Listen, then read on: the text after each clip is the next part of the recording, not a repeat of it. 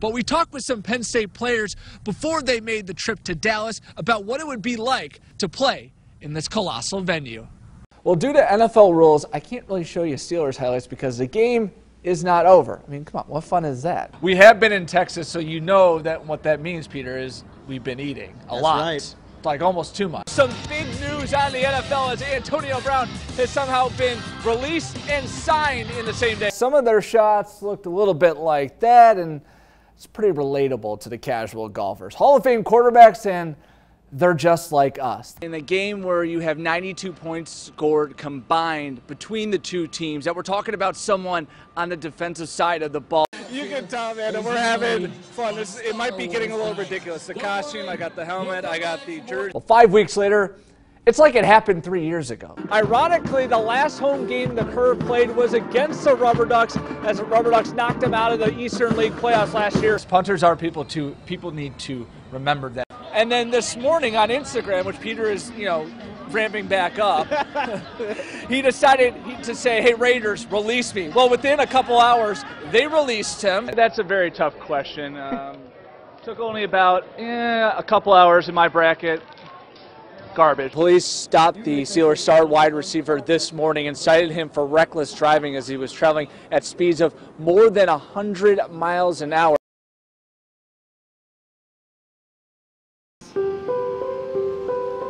Zach DeCarmine runs with a purpose. When hard times come, whether it's on the track, in school, just in the world, I know I can just think of her and it'll be better.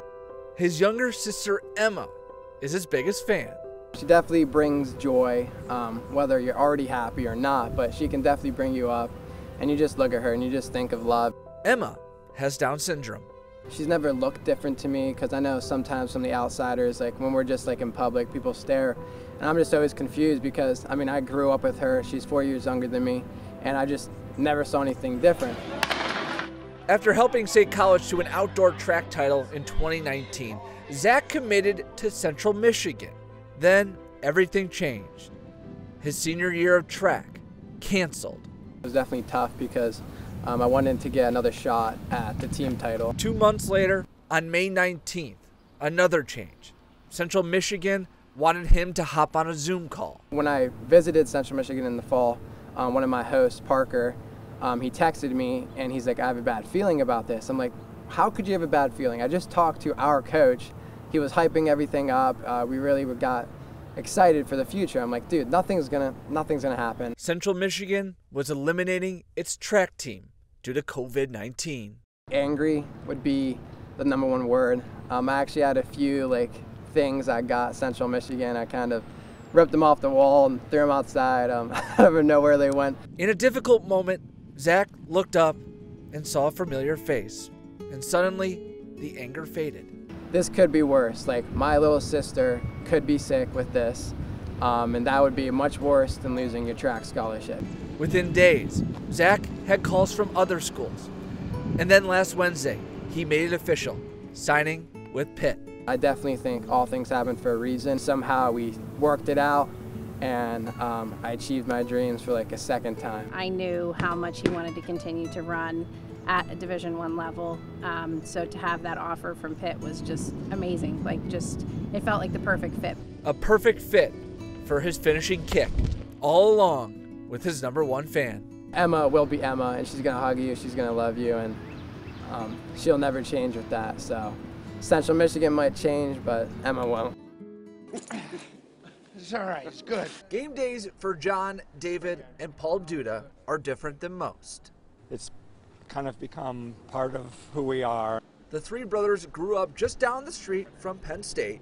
As we got older, we started doing the, parking cars and taking booze away from college students, sorry, college students.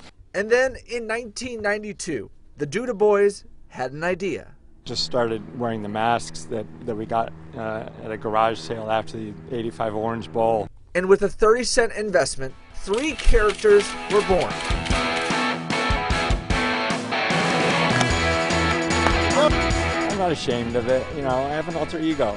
Originally designed to be the 12th man, They are now known as the Big Uglies, a phrase coined by legendary sportscaster Keith Jackson. You guys look like you're ready to go. Morphed the Dudas into superfan status. I think if anybody does anything, at Penn State or anything else, at a certain point you're going to get recognized. Sometimes it's for something amazing, and sometimes you're just putting on tights and playing around for the weekend. Their identity, for the most part, is a secret. A lot of people don't know that it's, 55-year-old guys behind these masks, and we take them off and we're like, whoa. And once inside Beaver Stadium, they're like any other fans, rowdy, but with a tad more enthusiasm. We used to run up the stands a lot more than we do these days. But you'll never hear those egos.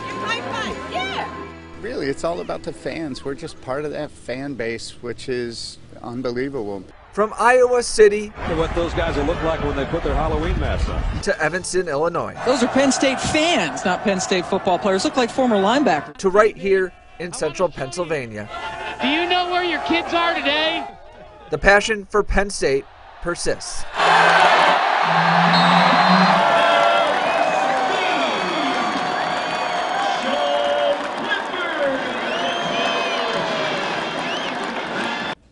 And the brothers say the toughest part about their costume is the mask. After trying to find replacements all over the internet, after one time they broke, they finally just decided to make a mold of it. Fighting with his back against the wall. One bald eagle athlete showing what he's made of in his most difficult time.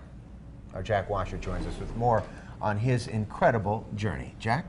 Yeah, John, Amanda, the PIAA Individual Wrestling Championships get underway in a couple of weeks at the Giant Center in Hershey. A favorite at 145 pounds is Bald Eagles' Gage McClanahan, a man used to living his life as the underdog. Let's go, guys. Let's go. Let's go. What is normal to you? Is it scoring touchdowns or pinning your opponent in wrestling? I couldn't really tell you. Growing up, life was anything but normal for Gage McClanahan. Gage is the most mentally toughest kid I've ever been around. At the age of 5, Gage was rushed to the hospital and forced into a medically induced coma after doctors realized he was battling a respiratory virus. But that was only the beginning. Just going to school every day and just listen to other people talk about how their mom and dad made them dinner that night, and I just realized man, I'm different. Gage's parents battled drug abuse and mental health, forcing Gage to be constantly on the move. Sometimes I was with my dad, sometimes I was with my mom, and sometimes they were working. I had to fend for myself. That was the breaking point, is either I go down the wrong path or I choose the right one. It was a slippery slope. Moving in full-time with his dad at the age of 15, everything started to turn positive for Gage, in the classroom, on the field, until October 12th, 2018. I just went to go, and when I went to cut, it just snapped, everything pretty much. I could feel it, just like it was a quick little snap like that, and then I just tried to hop off the field and I couldn't really move. Gage tore every ligament in his knee, plus a hairline fracture in his femur. His entire junior wrestling season gone in a split second. It was really tough not being able to do what I love. I heard there was rumors that I might never play sports again. I wasn't going to let that happen. But Gage returned in 5 months, helping guide Bald Eagle to its second straight district title. Today, this is normal for Gage McClanahan, but his past will always fuel him. I wouldn't change it. I'm glad I have this story, and it can help me through life. And the story gets even better. Gage will officially sign his letter of intent to wrestle at Cornell. So Wow. with everything he's been through, he's also low-key smart.